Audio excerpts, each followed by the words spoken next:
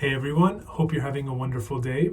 In today's video, I'm going to answer the question, how long does it take to become a US citizen?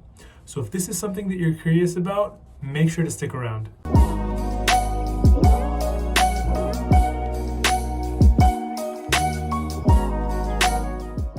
Hi everyone, my name is Michael Ashoori, and I'm a US immigration lawyer based in Los Angeles, California.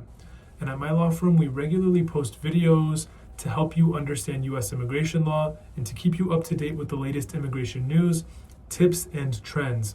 So if you're not already a subscriber to our YouTube channel, make sure to subscribe now. Also, make sure to give this video a big thumbs up so that YouTube shares this video with more people.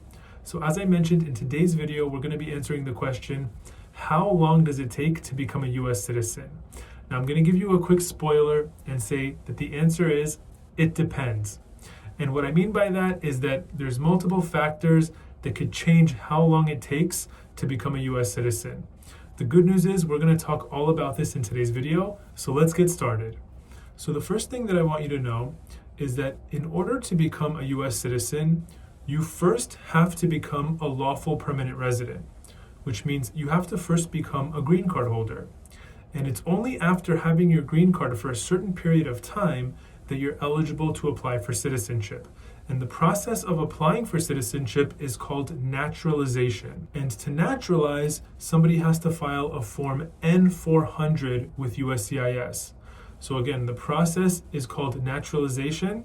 And the way that somebody goes about applying for naturalization is by filing a form N-400 with USCIS. Now again, a few moments ago I mentioned that in order to apply for citizenship, you first have to have your green card for a certain period of time. Now, normally, you have to have your green card for at least 5 years before applying for citizenship. However, in certain cases, if somebody is married to a US citizen and they've been married for at least 3 years to the US citizen, then they may potentially qualify to apply for their naturalization as early as 3 years since getting their green card, as opposed to 5 years. So again, the standard minimum length of time that somebody must have their green card before applying for citizenship is 5 years.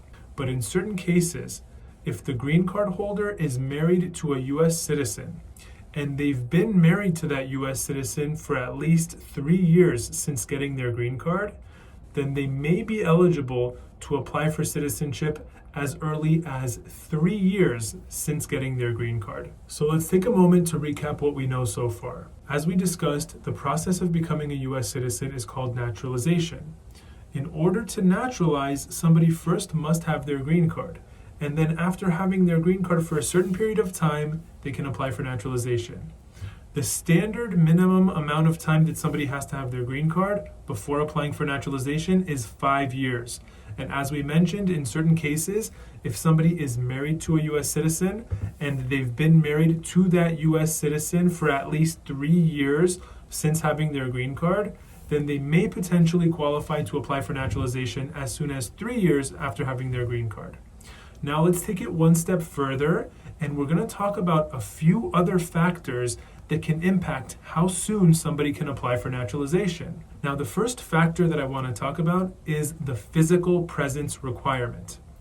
The physical presence requirement is another requirement to naturalize, and this requirement states that over the last 5 years or the last 3 years, so again, let's take a step back. Remember how we said that somebody can apply for naturalization as soon as either 5 years or 3 years since having their green card? So whichever number of years that applies to somebody's particular case, whether it's 5 years or 3 years, USCIS will look back during that either 5-year or 3-year period and check to see whether the person has been physically present in the United States for at least half of that time. So for example, if somebody is eligible to apply for naturalization after 5 years of having their green card, then USCIS will look back 5 years and check whether the person has been physically present inside the United States for at least 2.5 years over the last 5-year period.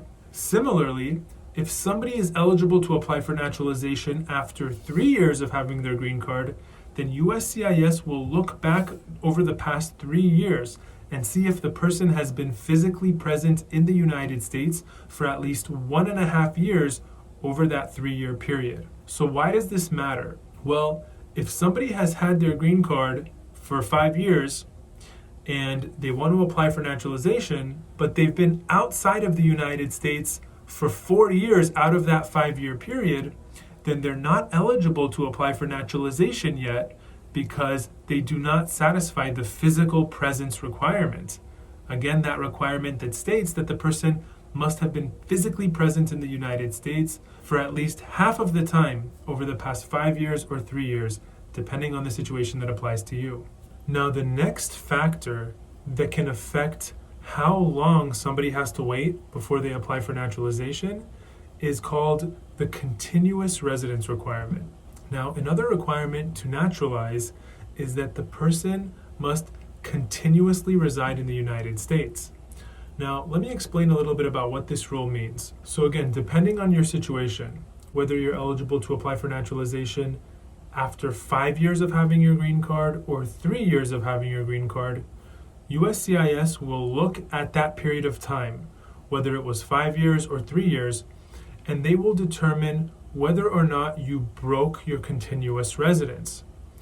The way that USCIS will determine whether you broke your continuous residence is based on prolonged time spent outside of the United States. Generally speaking, the continuous residence requirement has to do with trips taken outside of the United States for an extended period of time. And what I mean by this is that if somebody leaves the United States for more than 180 days, but less than 365 days, then USCIS will presume that that person has disrupted their continuity of residence, that that person did not continuously reside in the United States.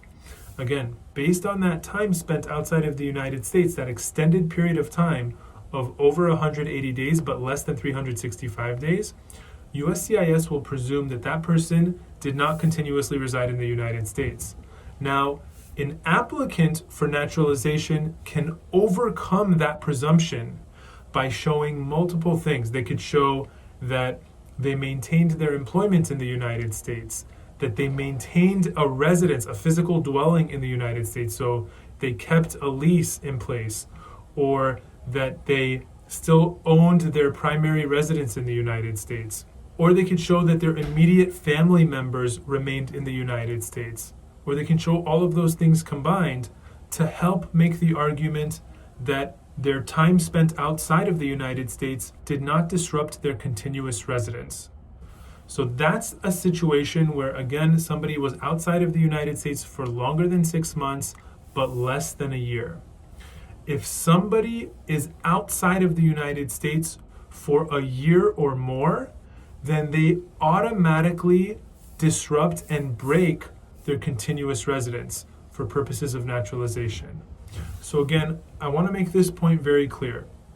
The physical presence requirement that we mentioned a little bit earlier has to do with a set number of days spent inside the United States. So they look back either 5 years or 3 years and make sure that at least half of that time was spent physically present in the US.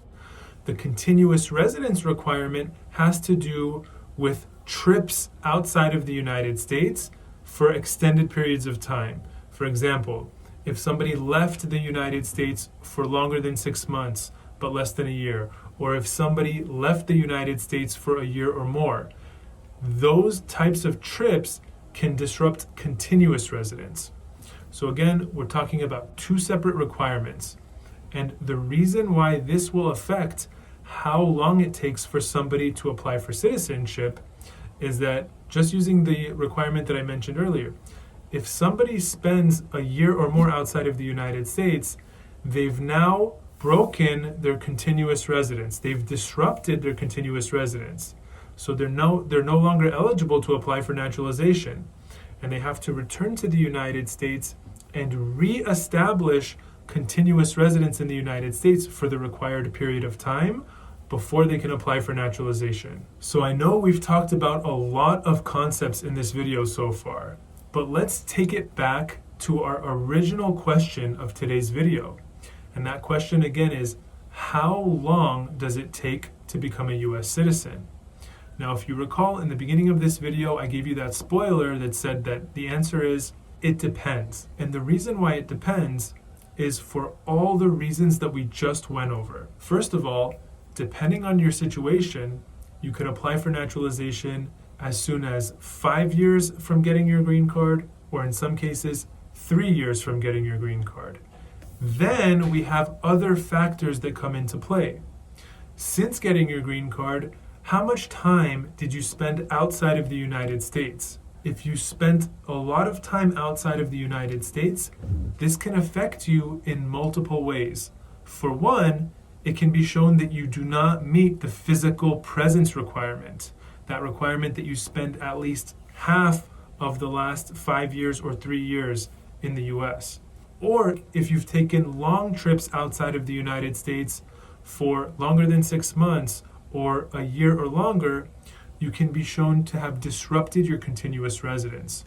So again, depending on your situation, you can naturalize as soon as 3 years from getting your green card, or if you're somebody that's spent considerable time outside of the United States, it could take you potentially much longer. So I hope that you found this video extremely helpful.